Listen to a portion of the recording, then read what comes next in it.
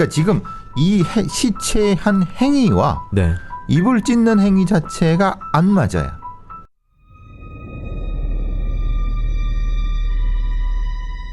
미국 LA의 사우스 노턴 애비뉴. 지금은 대로 옆으로 비슷한 모양의 주택이 줄비한 드라마에서 볼 수 있는 전형적인 주택가이지만 1947년의 그곳은 지금과 모습이 많이 달랐습니다.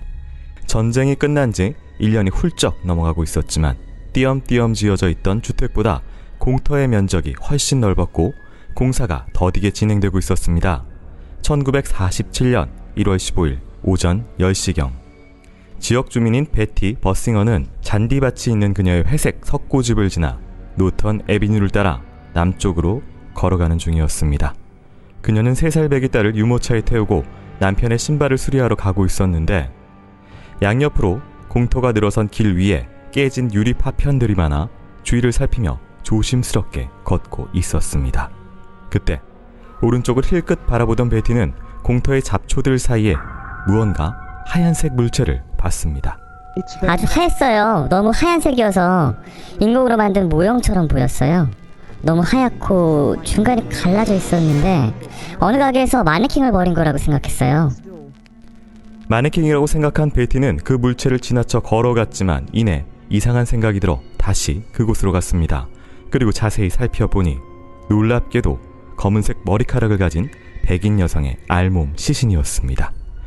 베티는 비명을 지르며 자신의 집으로 뛰어갔고 곧 신고를 받은 경찰이 현장에 도착했습니다. 발견된 시신의 모습은 그야말로 참혹 그 자체였습니다. 시신은 허리 부분에서 잘려 상체와 하체가 분리된 상태였는데 양쪽 팔은 어깨 위로 치켜들고 있었고 다리는 V자로 벌려져 있었습니다. 몸에 피는 하나도 없었고 피부가 창백하다 못해 새하얗게 보였습니다. 당시 수사관 제시 해스킨스입니다. 시신의 머리는 북쪽을 향해 있었고요. 발은 남쪽을 향해 있었습니다. 대로에서 약 15cm 정도 떨어진 잡초 위에 누워 있었고요. 상하 반신이 분리되어 있었지만 주변엔 핏자국이 없었습니다. 대신 시신 주변에 종이로 된 시멘트 자루 몇 개가 놓여 있었는데 그 위에 핏자국이 있었습니다.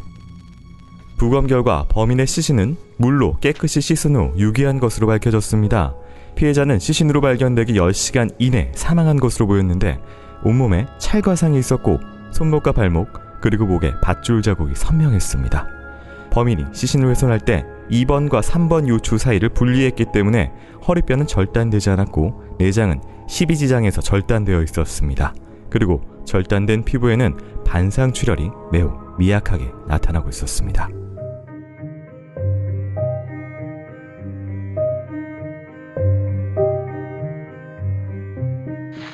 자, 오늘은 좀 특별한 시간입니다. 저희 늘 보는 두 사람 외에 새로운 분이 오랜만에 또 게스트로 등장을 하셨는데요. 날카로운 이성과 논리적인 사고방식 그리고 약간의 장난기, 독실한 종교관을 탑재하고 계신 화제의 인물 이덕실님 모십니다. 안녕하세요. 과학 칼럼니스트, 과학 커뮤니케이터 이덕실이고요. 저는 오늘부로 이제 성덕이 되었습니다. 성공한 덕후.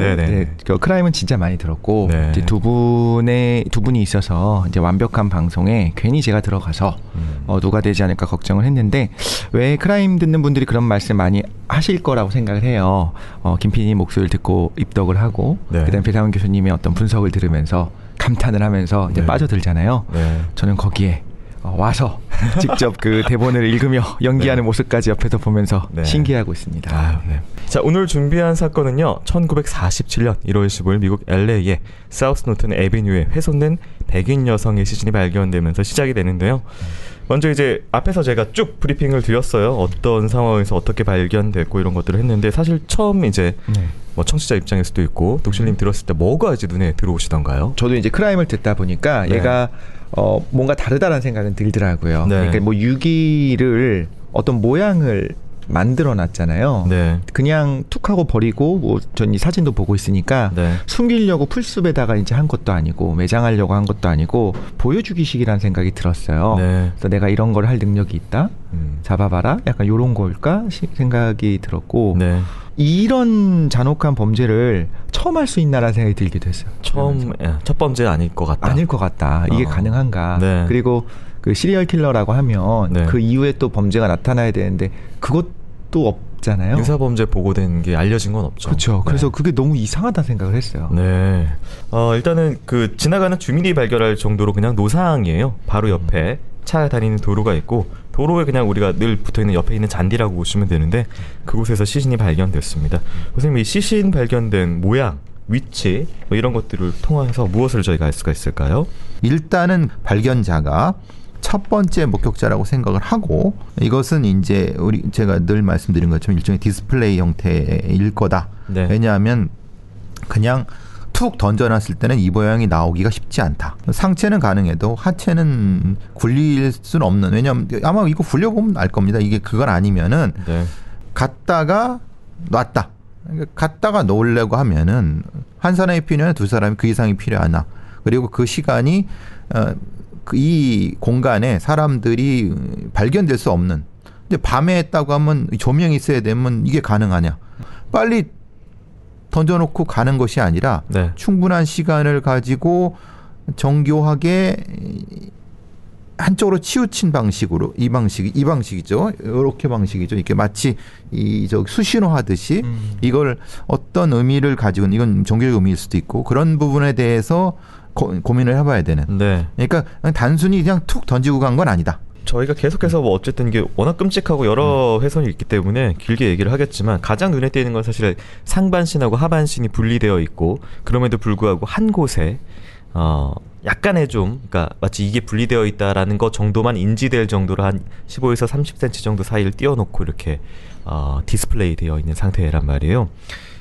사실 이제 저희가 시신 유기할 때 뭐 이런 토막 일명, 토막 살인이나 절단 사진, 절단 살인 이런 것들을 봤을 때 운반을 위해서 하는 것도 있고 뭐 여러 가지 목적이 있을 텐데 이 지금 시신 같은 경우에는 왜 굳이 이렇게 상반신, 하반신을 이렇게 분리하고 또 같이 한 곳에 뒀을까요?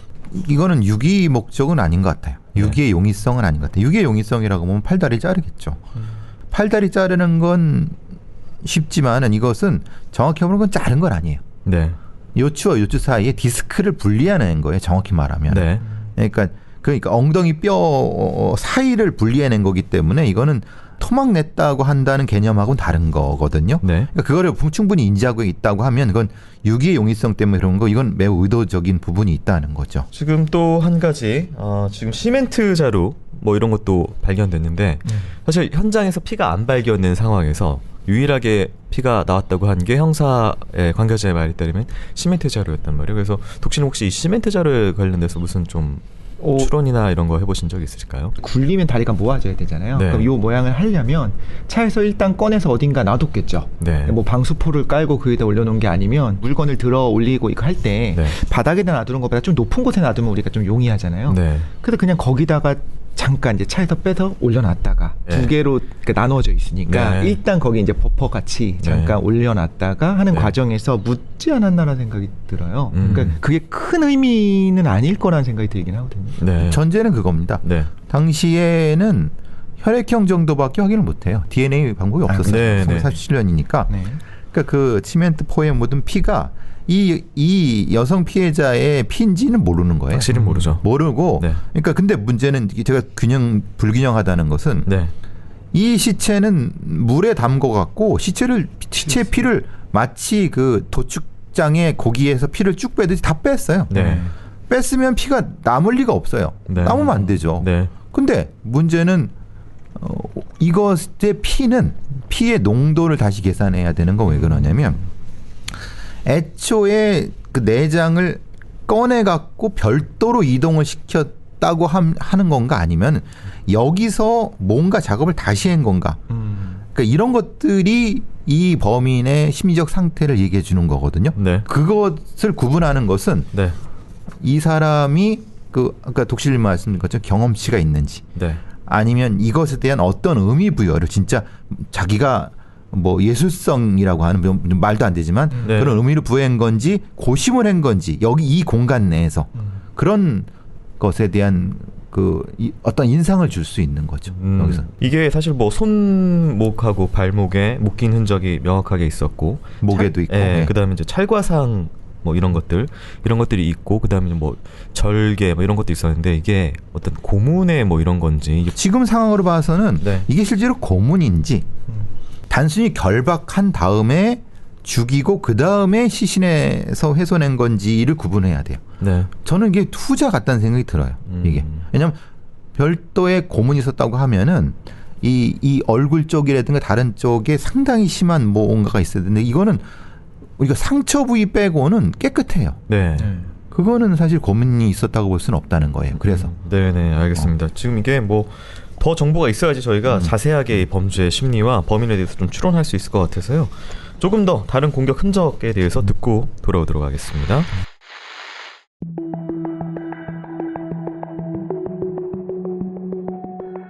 사건을 맡은 LAPD는 피해자의 신원을 파악하기 위해 시신의 10손가락에서 지문을 채취했습니다. 다행히 지문은 모두 멀쩡했던 상태. 지문은 곧 워싱턴에 있는 FBI에 보내졌고 시신의 신원이 확인됐습니다. 피해자는 22살의 엘리자베스 쇼트라는 여성이었습니다. 그녀는 시신이 발견되기 약 6일 전인 1월 9일 시신 유기 장소에서 약 7km 떨어져 있는 빌트모어 호텔에서 마지막으로 목격됐습니다. 당시 경찰은 엘리자베스가 사라졌다 시신으로 발견되기 전까지의 이 공백을 잃어버린 일주일이라고 불렀습니다. 흔적도 없이 사라졌다가 시신으로 발견된 젊은 여성의 죽음은 신문의 일면을 도배하며 대중의 큰 관심을 끌었습니다. 특히 엘리자베스의 아름다웠던 생전 모습과 대비되는 참혹한 시신의 모습에 사람들은 충격에 빠졌습니다. 범인은 엘리자베스의 얼굴에 끔찍한 공격을 했습니다. 흉기로 입의 양쪽 끝을 귀까지 훼손해 마치 영화에 나오는 조커처럼 글래스고 스마일의 모습을 만들어놨습니다. 이뿐만 아니라 그녀의 얼굴과 머리에는 여러 개의 열상이 있었습니다. 두개골이 깨지진 않았지만 머리의 앞쪽과 오른쪽, 두피에 타박상이 있었고 오른쪽 뇌척수막에 소량의 출혈이 있었습니다. 엘리자베스의 사망 진단서에는 그녀의 사인이 뇌졸중과 얼굴의 열상으로 인한 과다출혈과 충격에 의해 사망했다고 적혀 있었습니다.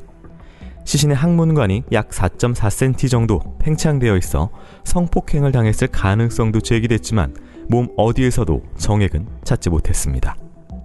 범인은 시신을 훼손하면서 몸속의 장기는 그대로 뒀지만 시신의 왼쪽 가슴 부위와 오른쪽 허벅지 앞쪽의 피부를 훼손했는데 현장에선 발견되지 않았습니다. 배꼽에서 하복부까지 흉기에 의해 약 10cm 정도 찢겨 벌려진 상처가 있었지만 피부만 훼손됐을 뿐 자궁은 그대로 남아있었습니다. 피해자의 시신에 가해진 끔찍한 공격 때문에 당시 경찰은 변태 성욕자나 가학적인 성적 취향을 가졌다고 알려진 사람들을 용의자에 올리기도 했습니다. 미국의 FBI 프로파일러 존 더글라스는 이후 한 언론인과의 인터뷰에서 시신이 유기된 공공 장소가 범인에게 의미가 있는 장소라고 말했습니다. 존 더글라스입니다. 당시 그곳은 개발된 곳은 아니었지만 근처에 집이 있었어요. 누군가 창문 밖으로 범인의 모습을 목격할 수 있는 위험이 있는 장소란 말입니다. 유기 장소에서 차를 타고 30분만 가면 해변이나 산으로 운반할 수 있었어요. 또 30분을 더 가면 범인은 남부 캘리포니아의 광활한 사막지대에 도달할 수 있었습니다. 하지만 그는 주택가의 시신을 방치했습니다. 아마 그 지역에 있는 이웃과 범인 사이에 어떤 연관이 있어 보입니다. 범인이 그 지역에 살고 있던 누군가에게 경고의 메시지를 보내기 위해 엘리자베스 쇼트를 살해하고 그 장소에 유기했다는 말입니다.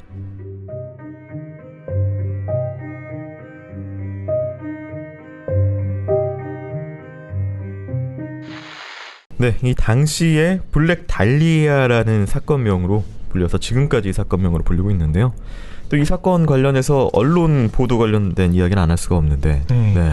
당시 확인도 제대로 되지 않고 이후에 거짓으로 밝혀진 루머를 사실인 것처럼 막 기사를 했다고 해요. 네. 교수님도 말씀하셨지만 가장 대표적인 게 블랙 달리아라고 하는 사건 명칭부터 그런데 이 명칭을 처음 쓴 신문사가 엘리자베스가 생전에 검은 옷을 좋아해서 별명이 블랙 달리아였다. 네. 살아있을 때부터 네. 그 사건을 보도할 때 블랙 달리아 살인 사건을 이제 보도를 했는데 지인들이 주장하기로는 그런 별명 들어본 적 한 번도 없다. 그 신문들이 이제 자극적으로 만들고 싶었던 것 같아요. 이제 엘리자베스는 할리우드 배우 지망생이었다. 배우 지망생이 살해당했다 그러면 좀 더 자극적이니까. 그렇죠. 네. 그 꿈을 위해 열심히 달렸지만 네. 여의치 않아서 성매매를 하면서 생계를 이어갔다. 아 진짜 자극적으로 만들었네요. 뭐든지 이제 이렇게 네. 만든 것 같아요. 근데 그것도 다 사실이 아니었다고 합니다. 가장 이게 이 사건이 유명한 게 알려진 게 이 글래스고 스마일이라고 흔히 불리는 이제 조커의 미소라고 우리가 알고 있는 그 입 양옆을 찢는 그 행위를 이 여성에게 했다는 거예요. 그래서 지금 저희가 앞서서 워낙 뭐 상반신 하반신 자르고 워낙 잔혹한 행위를 했지만 이 의미는 특히 좀 중요할 것 같아요. 그러니까 지금 이 시체의 한 행위와 네. 입을 찢는 행위 자체가 안 맞아요. 그러니까 그래서 이것은 다른 건가? 애초에 이것이 성립되려고 하면 네. 입은 찢때 이 해체를 안 하는 이 균형이 안 맞는 부분이라는 거예요. 그래서 이 부분이 이게 실제 연결이 되는 건지는 모르겠어요. 이거는 왜냐하면은 입을 찢는 행위는 그 사람한테 어떤 특정한 행위를 하도록 하면서 그러니까 죽은 뒤에 찍는 의미 없어요. 네. 살아있을 때 찢어갖고 무엇인가의 고통을 받는 걸 하는 거거든요. 네. 그 행위와 지금 토막을 낸 행위는 안 맞죠. 이건 사후의 행위니까. 네네. 범인의 가장 큰 동기를 추론하는 게 우선일 것 같아요. 교수님 어떻게 보실까요? 이 행위를 하도록 하는 거 그러면 매우 과학적인 범죄자일 가능성이 높죠. 네. 그러니까 그 과학적인 범죄자라고 하는 것은 예를 들면은 이 여성한테 웃게 하는 것을 바라는 어떤 사람. 네. 그럼 반대로 자신의 삶이 그거를 얻지 못했다고 하면은 네. 그런 사람. 여성으로부터의 어떤 그런 강제로 웃음을 요구할 정도의 사람 정도. 네. 지금 이게 이 엘리자베스 쇼트 같은 경우는 이제 가슴의 피부 일부를 일면 띄어간 것처럼 이제 잘라져 있고, 그다음에 정확하게 자궁의 외피 부분이라고 할 수 있는 배꼽에서 하복부 밑으로 쭉 내려가는 그 부분이 열려 있었어요. 물론 자궁은 뭐 손상이 안 돼 있는 상태였지만 옆으로 자른 거죠. 네. 이런 부분들 사실 뭐 되게 성적인 코드로 익히긴 하거든요. 근데 그걸 또 성적인 코드로 읽으려고 하면은 네. 그럼 자궁을 가져가거나 네. 아니면은 성기에 어떤 거를 파내거나 해야 되는데 네. 옆쪽으로 긁었단 말이에요. 네. 그러니까 그것은 좀 애매할 수 있어요. 그 초등학생 유괴 살인 사건이 있었잖아요. 그 범인 2명 있었고 주범과 공범이 있었던. 네. 한 명이 어떤 거리에 여성도 아니었지만 어쨌든 인천에서 벌어졌던 네네, 그 사건. 맞습니다. 네. 네네. 그 19세 그 미성년자가 살인했었던 그 두 사람이 전혀 다른 어떤 목적이 있었던 것처럼 두 명이 있지 않을까. 근데 그 두 명도 한 명이 종속되어 있는 것이 아니라 완전히 별개로 한 명은 분노, 한 명은 그냥 전시. 약간 이런 느낌이 아닐까라는 생각이 지금 듣다 보니까 그렇죠. 지금은 이 사건의 범인이 한 명인지 두 명인지 몰라요. 네. 근데 저는 아까 말씀드린 것처럼 불균형하다.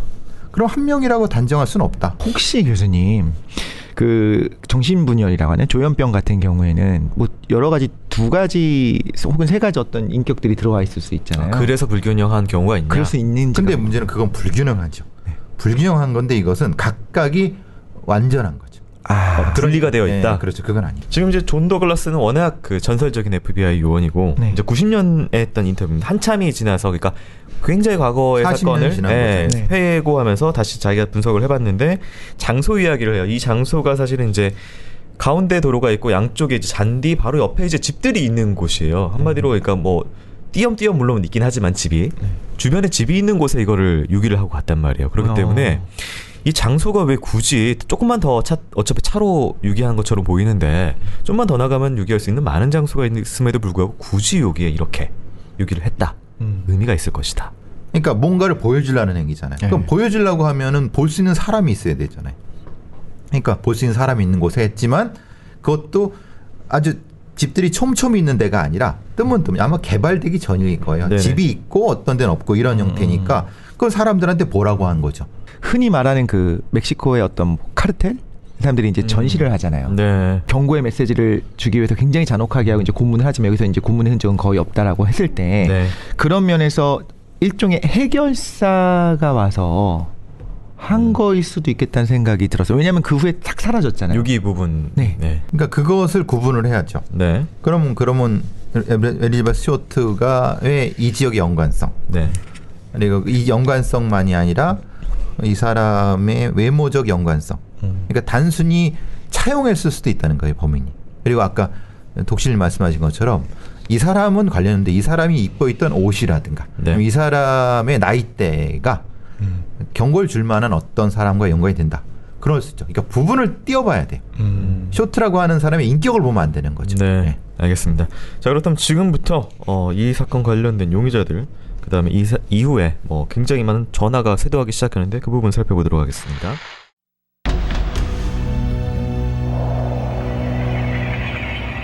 당시 LA에 있던 모든 신문사에서 엘리자베스 쇼트 사건을 주요 헤드라인으로 내세우자 LA 경찰서의 전화기는 숨 쉴 틈 없이 울렸습니다.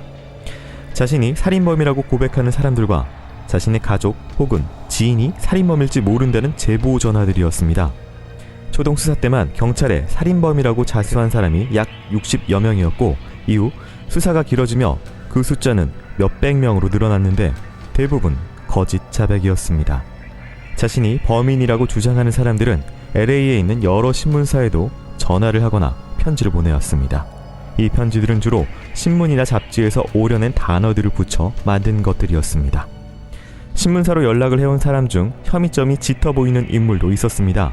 시신이 발견되고 약 8일 뒤인 1월 23일 더 이그제미너 신문사에 자칭 살인범이라는 익명의 남자에게서 전화가 걸려왔습니다.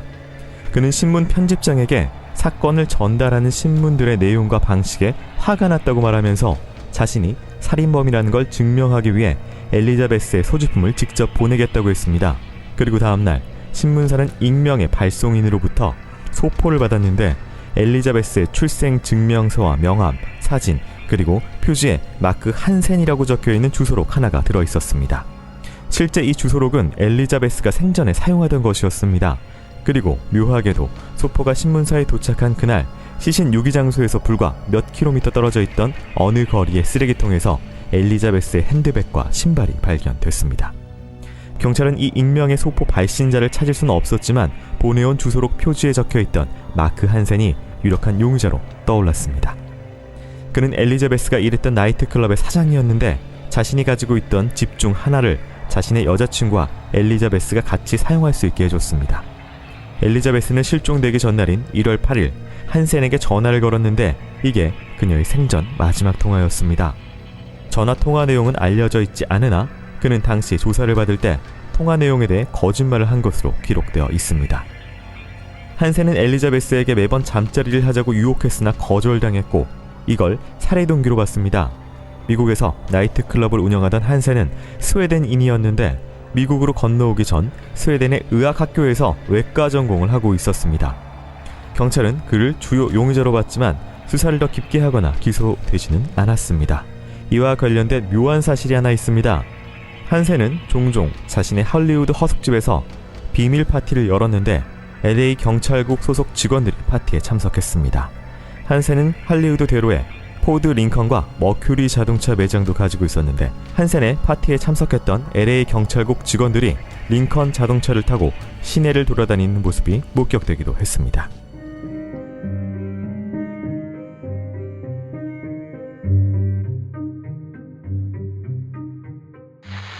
마크 한센이라고 하는 첫 번째 용의자가 나왔습니다. 이 용의자가 나오게 된 계기는 앞서서 이제 전화와 어떤 소포 때문이었는데요.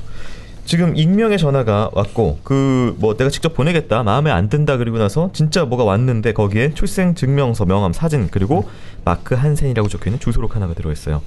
지금 보내온 이 물품들이 사실은 직접적으로 살인의 증거처럼 보이지는 않는데 간접적이죠. 네. 이거는 마지막에 엘리자베스가 가지고 있었다고 볼 수 있는 건 아니에요. 네. 엘리자베스의 어떤 옛날 집 아니면 뭔가 그로부터 구할 수 있는 출생명, 명함, 사진 이게 뭐 의미가 있어요. 그 다음에 대신 마크 한센이 적혀있는 주소록 하나가 있다고 하는데 그러니까 이것은 엘리자베스가 거처했던 곳에 있었던 거를 누군가가 너무나도 그 사건이 커지니까 그걸 훔쳐갖고 보냈을 수도 있는 거예요. 그러니까 이거는 사건 관련성을 하기에는 너무 오염이 많이 돼 있어요. 그런 한편 이제 마크 한센이라는 사람이 나옵니다. 이 사람은 이제 엘리자베스가 당시 이제 일하고 있던 나이트클럽 사장인 스웨덴인이었는데요. 계속 치근덕거렸다, 성적으로 치근덕거렸다라는 게 있었고, 그 다음에 중요한 게 외과 전공을 의학대학교에서 했다. 그리고 지역 경찰들과 굉장히 뭔가 친밀한 커넥션이 있었다. 이 정도 나오네요. 이 사람이 학연 산지의 범이라고 하면은 죽이는 거로 끝내지. 네. 굳이 전시까지 할 이유는 뭐냐? 전시의 동기. 동기 자체가 없다. 네. 동기가 있는 것 같지만 사실 동기가 없는 거죠.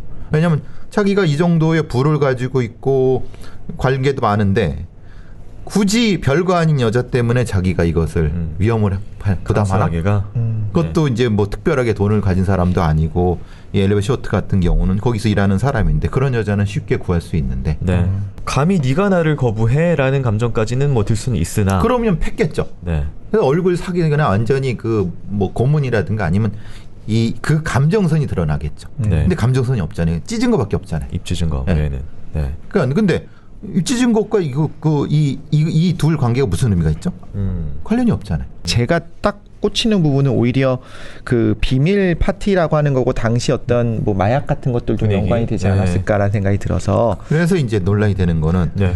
한센이 아니라 한센가 올렸던 경찰의 애들이 범인일 수 있겠다는 네. 음모론이 돼 나왔죠. 네. 왜냐하면 이게 커넥션이 있었고 엘리자베스가 그걸 받고 네. 네. 협박을 했다. 네.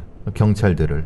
그래서 이제 마치 다른 미친놈들이 죽인 것처럼 경찰이 위장했다라는 게 그 뒤에 음모론 중에 하나죠. 어떤 마약은 이제 자기가 폭력성이 훨씬 더 극대화되는 마약들이 있잖아요. 그래서 원래는 폭력을 쓰지 않는 사람도 폭력을 쓴다든가. 네. 근데 혹시 아주 차분해지는 마약들도 있어요? 그럼요.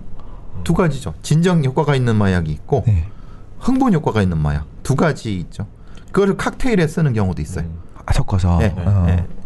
차분했다가 흥분했다. 이렇게 네. 쓰는 경우도 있고. 그럼 어떻게 보면 되게 묘하게 느껴지는, 왜냐하면 이게 잔혹한 거에 비해서 뭔가 사실 시선에 대한 훼손이 없는 형태로 한 것을 약에 취해서 이런 일이 일어났을 수도 있는 거네요. 그렇죠. 그럴 수도 있죠. 근데 약에 취했다고 하면은 그러니까 그래서 그 불균등한 것이 설명이 될 수도 있죠. 그런 면에서는. 네. 알겠습니다. 자, 그렇다면 저희가 얘기한 다른 용의자들 한번 듣고 오도록 하겠습니다. 네.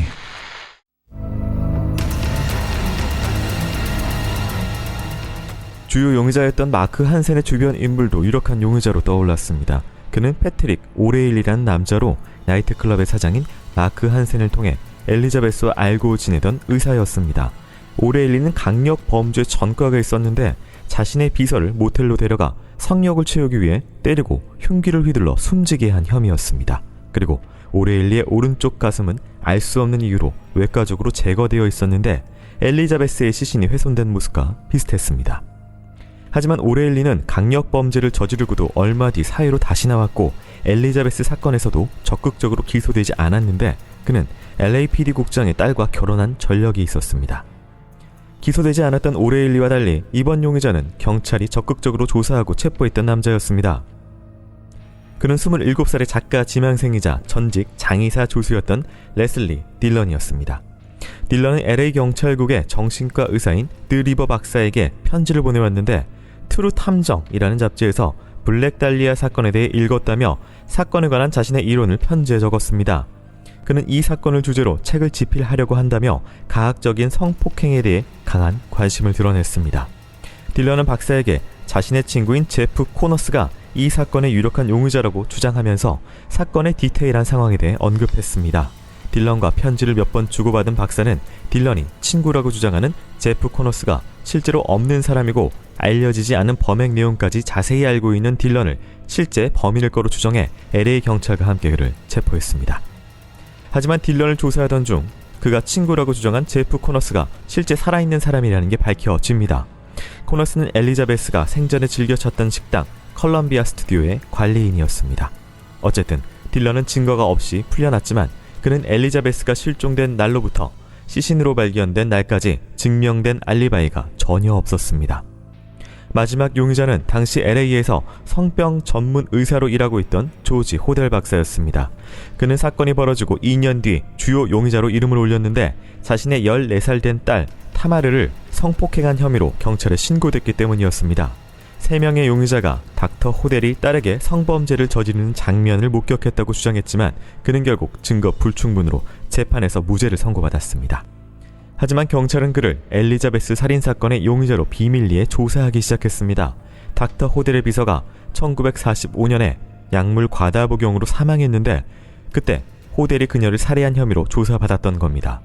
비서는 사망하기 전 호델을 고발하기 위해 준비 중이었는데 그가 건강한 환자를 병에 있는 것처럼 꾸며 치료하면서 부당 청구를 하고 있었던 겁니다. 호델은 비서가 사망했다고 경찰에 신고하기 전 부당 청구 서류 일부를 태운 것으로 밝혀져 살인 혐의가 짙었지만 결국 증거 불충분으로 기소는 취하됐습니다. 이런 전력이 있었기에 경찰은 그를 엘리자베스 사건의 용의자로 올리고 사실을 확인하기 위해 감시하고 도청했습니다. 그러던 중 놀라운 내용이 도청되고 녹음됐습니다. 호델이 자신의 측근에게 한 말이었습니다. 내가 블랙달리아를 죽였다고 해도 그들은 지금 그걸 증명할 수 없어. 내 비서가 죽었기 때문에 그들은 더 이상 내 비서에게 말을 걸 수 없을 거야. 그들이 뭔가 수상쩍게 생각하고 있어. 아마 지금쯤 알아냈을지도 몰라. 그녀를 죽였어. 아마 내가 내 비서를 죽였을지 몰라.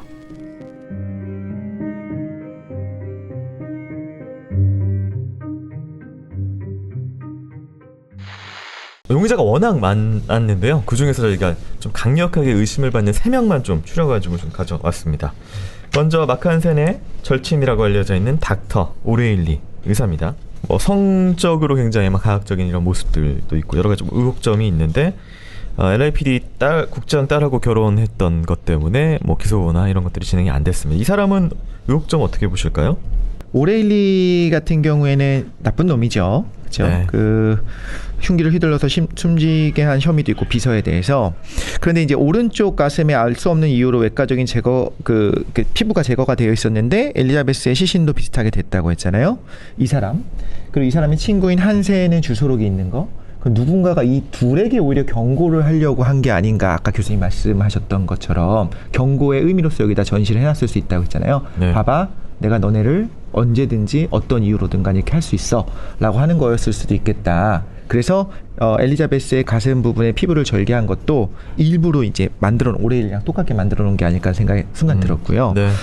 두 번째 딜런 같은 경우에는 우연히 가능했을 수 있겠다는 생각이 들어요. 그러니까 이건 봐야 되는데 이렇게 제가 작가고 이거에 대해서 알고 싶고요. 이거 인터뷰를 좀 진행하고 하면서 디테일한 내용을 알았다는 거잖아요. 네. 그렇게 자세한 내용을 신고해오던가 이야기를 한 사람이 뭐 한 대여섯 명밖에 없었는데 그 중에서 여러 가지 디테일을 다 맞춰서 너무나 놀랍게 적은 확률로 맞춘 거면 모르겠는데 네. 이미 거짓으로 자기가 범인이라고 신고한 사람이 그 수백 명이 됐는데 네. 이런 식의 작가가 수백 명이 있었고 그 중에 모든 요소가 맞아떨어진 사람이 그냥 이 사람이었을 수도 있는 거잖아요. 우연적으로. 네, 우연히. 네. 그리고 조지 오델 같은 경우에는 이건 잘 모르겠는데 교수님 궁금한 게요. 경찰이 용의자로 올리고 사실을 확인하기 위해서 감시하고 도청했다는데 도청하면은 요거는 미국 같은 경우에 증거 인정이 안 되잖아요. 이걸 했는지도 잘 모르겠고 했다면 그걸 어떻게 공개했는지도 모르겠어요. 사실 우리가 도청했었고요. 네. 이걸 공개합니다라고 경찰이 과연 이거 했을 것이냐. 네. 그래서 요것도 이게 뭐지라는 생각이 사실 들으면서 들었습니다. 네, 알겠습니다. 사건이 오래되고 네. 아니, 사건이 좀 사람들한테 많이 알려질수록 원래 사건에는 용의점을 볼 수 없는 사람들한테도 관심이 갑니다. 네. 사실 우리가 현미경 증후군이 나타나는 거죠. 왜냐하면은 의심이 그냥 가는 거예요. 왜냐하면 의사잖아요. 네. 그럴 수 있지. 그러니까 시선 자체가 왜곡될 수 있다는 걸 전제를 해야 돼요. 네. 그러니까 확실한 거는 거품을 걷어내고 핵심적으로 물적 증거만 가지고 놓고 봐서 실제로 이렇게 의학 지식이 있는 사람과 연결되는 것과 관련돼 있느냐, 그리고 그 사람이 이 사람을 죽일 수 있는 동기가 있느냐, 관련된 것 중에 하나가 또 있느냐, 요 몇 가지만 보면은 사실 이 사람들은 다 용의점이 떨어져요. 지금 엘리자베스 스초트 사건 보면은 이제 LA 경찰을 비롯해서 750명의 경찰이 투입됐고 용의자만 해도 150명이 체포돼서 조사를 받았지만 모두 무혐의로 풀려나고 결국 범인 체포되지 않은 채 현재까지 좀 저희가 이렇게 범인을 추론할 만큼 미제로 남아있는 사건입니다. 범인상에 대해서 여러 가지 부분에 대해서 추론했습니다. 여러 가지 가능성들에 대해서 추론했고 사실 용의자로 떠오른 정확하게 4명을 저희가 좀 살펴봤죠. 그 사람들에 대해서 모두 어떻게 보면은 프로필이 맞지는 않는다라고 정리를 하셨는데 그렇다면 지금 이 사건은 어떤 사건으로 봐야 될까요? 의도적으로 언론이 키웠고 경찰이 확인을 안 해주면서 경찰도 의도적으로 키운 바가 있습니다. 근데 우리는 블랙 달리아 사건이라고는 허상만 쫓고 있는 거예요. 네. 실제 엘리자베스 스초트의 사례는 있는 용의자들은 아마도 지금 언급된 사람들하고 전혀 관계가 없을 거라고 보여집니다. 왜냐하면 입을 찢고 이 토막 낸 건 분리되어 있는 상태이기 때문에 오히려 아까 독실님 말씀하신 것처럼 전혀 관련 없는 조폭들이라든가 아니면은 길가의 우범자들이 살해를 한 후에 그것을 위장하기 위해서 했을 가능성이 높다고 전 봐요. 네. 오히려 사건 자체를 키우려고 하는 여러 가지 외적 힘 때문에 이게 대단히 미국에서도 유명한 미제 사건이 됐을 뿐이지 저는 범인은 되게 가까이 있다고 봐요. 이 지역 내. 예, 지역 내에서 쉽게 탐문만 하면 잡을 수 있었던 거를 네. 그래서 제가 앞서 말씀드린 왜 6일이 비느냐, 탐문은 제대로 했느냐, 750명, 150명 화성 사건이 몇 명 용의자가 나오시지 않습니까? 그것도 몇백 명 아닌가요? 아니죠. 수천 명이 넘습니다. 그래요? 네. 아. 수만 명의 용의자입니다. 그러니까 실제로 이 기록만 보면 경찰이 열심히 노력한 것 같지만 아닙니다. 절대 아닙니다. 이거는 얘들이 뭘 한 거지라는 생각이 들 정도로 허술한 게 너무 많아요. 그러니까 너무 전문 의학 뭐 이런 사람들 포커스를 맞춰가지고. 그렇죠. 왜냐하면 얘기가 되잖아요. 네. 의사 출신의 사이코패스 연쇄살인범이나 잔혹범이 여기 있다고 하는 거잖아요. 네. 그게 기사가 되지 길거리는 조폭이 이게 기사가 되겠습니까? 이건 너무나도 많은 거품이 있는 사건이에요. 그래서. 초반에 어떤 그 포커싱 같은 부분이 이제 시대적으로 아까 저희 얘기한 뭐 전후 상황 그다음에 최초에 굉장히 알려져 있는 자극적인 어떤 그런 요소가 있는 것을 확대 재생산하면서 수사 자체가 안 된 방향 속에서 그렇죠. 용의자와 범인이 있었겠네요. 그렇죠. 그 가능성을 봤어야 되는 거죠. 저희가 오늘 준비한 크라임 시간 여기까지입니다. 교수님, 독실님 수고 많으셨습니다. 네, 고맙습니다. 감사합니다. 네.